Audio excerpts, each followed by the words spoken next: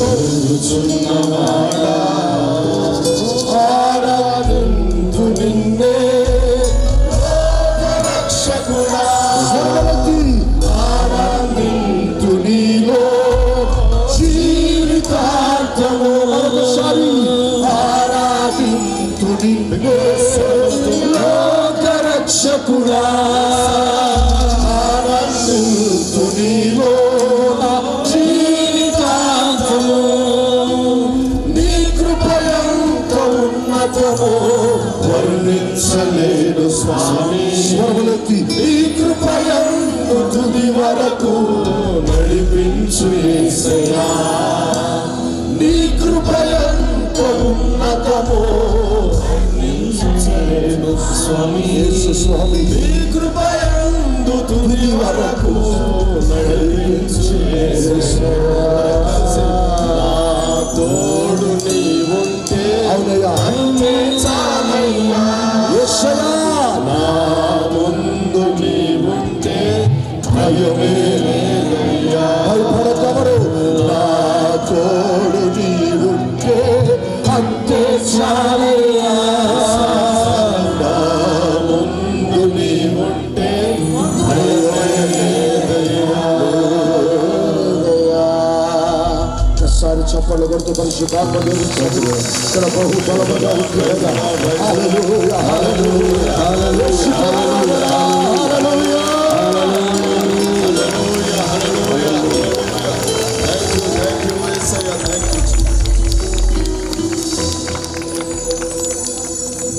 ప్రేమ కలిగిన తండ్రి పరిశుద్ధుడా నీకు నమ్మదగిన దేవ మీ కార్యములు ఎంతో రమ్యమైనవి అవి కనులకు ఆశ్చర్యము హృదయానికి గోచరముగా ఉంటున్నాయి తండ్రి మా స్తుతుల మీద ఆశీనుడై మా మధ్యన మీరు సంచరించినందుకు స్తోత్రం ఎన్నో ఆశ్చర్య కార్యాలు జరిగించారు అందుని బట్టి మేము స్తుతిస్తున్నాం thank you lord thank you glory thank you master thank you Jesus పరిశుద్ధాత్మ ఊహించిన దానికంటే ప్రభు అధికమైన మేళ్లతో నింపిన దేవుడు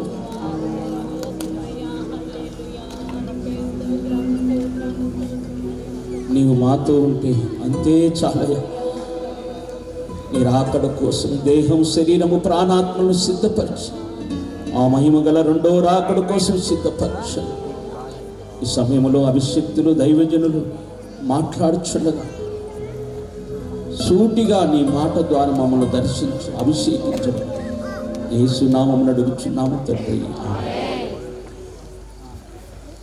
దయచేసి అందరూ కూర్చుందాం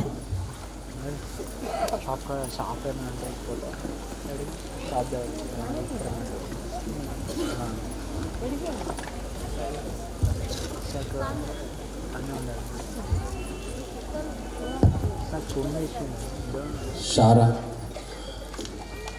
వేదిక గురించి రావాలి మేరీ ఎజ్రా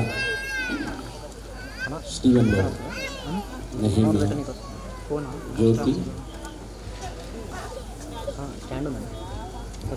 ఫోన్ ఇక్కడ నా దీని మీద కష్టం లైవ్ పెట్టడానికి త్వరగా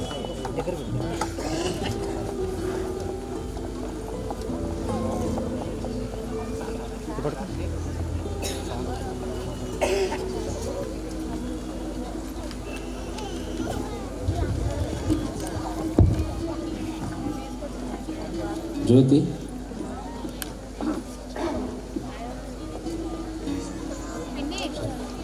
కొట్టి బిట్టు మారుగుతారండి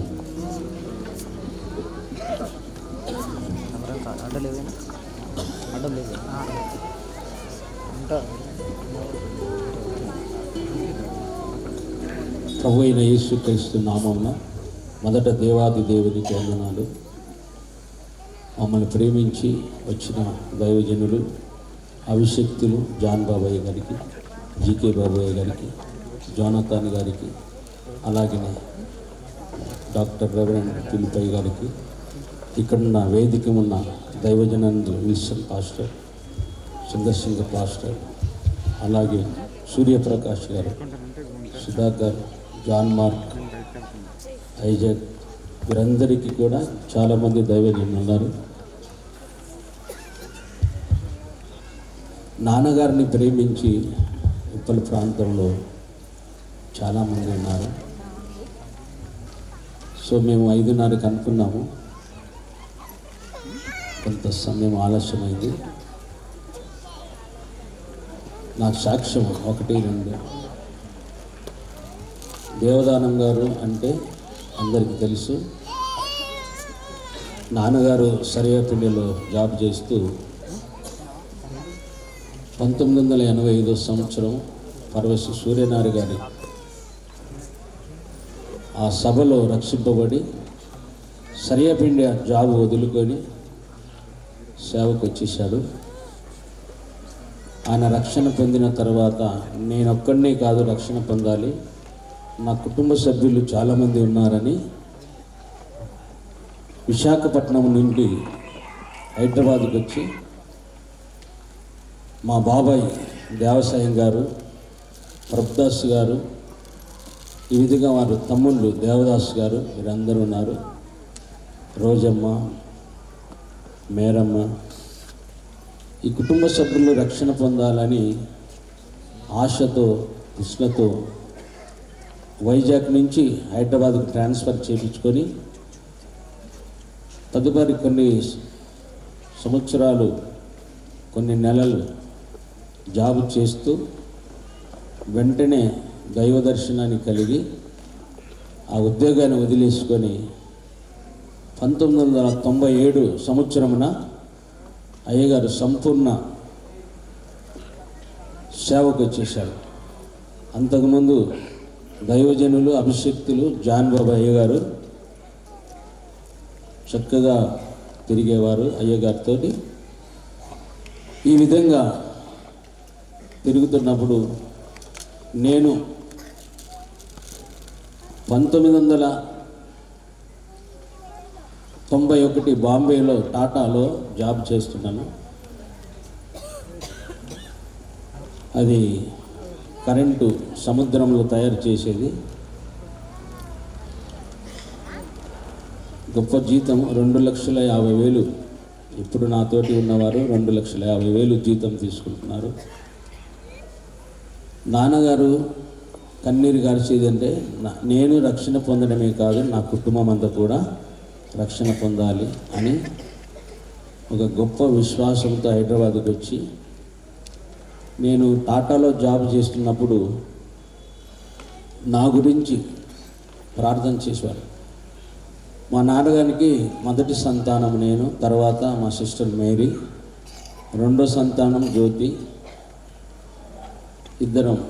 ముగ్గురము ఉన్నాము. ఎక్కువ శాతం నేను మా బాబాయ్ ప్రభుదాస్ గారు, నేను బాంబేలో ఉంటూ అక్కడ జాబ్ చేస్తున్నాం.